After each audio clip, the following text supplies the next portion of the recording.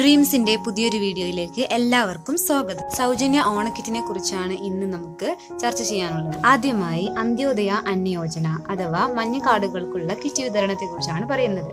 ഇവർക്ക് 13, 14, 16 തീയതികളിലായിരിക്കും വിതരണം നടക്കുക. സ്വാതന്ത്ര്യ ദിനത്തോടനുബന്ധിച്ച് ഓഗസ്റ്റ് 15 അവധിയായിരുന്നതിനാൽ ഓഗസ്റ്റ് 16 പ്രവൃത്തി ദിവസമായിരിക്കും. 5.95 ലക്ഷം AAY കാർഡ് ഉടമകൾക്കാണ് ഈ ആനുകൂല്യം ലഭിക്കുക. അടുത്തതായി വരുന്നത് പിങ്ക് റേഷൻ കാർഡുകളാണ് അഥവാ BPL കാർഡ് ഉടമകൾ. ഇവർക്ക് ഓഗസ്റ്റ് 19, 20, 21 ആൻഡ് 22 തീയതികളിലായിരിക്കും ലഭിക്കുക.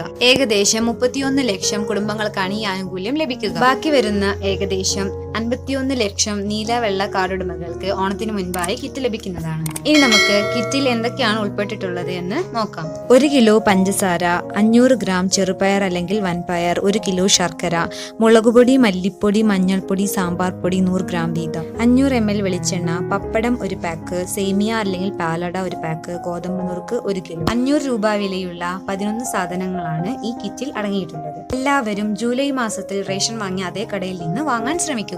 അതുപോലെ നീല വെള്ള കാർഡുകൾക്ക് 13 മുതൽ 15 കിലോ വരെ 10 രൂപ നിരക്കിൽ അരിയും ലഭിക്കുന്നതാണ്. ഓഗസ്റ്റ് 21 മുതൽ 10 ദിവസത്തേക്ക് എല്ലാ ജില്ലാ കേന്ദ്രങ്ങളിലും ഓണച്ചന്തകൾ സംഘടിപ്പിക്കുമെന്ന് മുഖ്യമന്ത്രി വാർത്താ സമ്മേളനത്തിൽ അറിയിച്ചിരുന്നു. വീഡിയോ ഇഷ്ടപ്പെട്ടാൽ like, share and subscribe. Thank you for watching.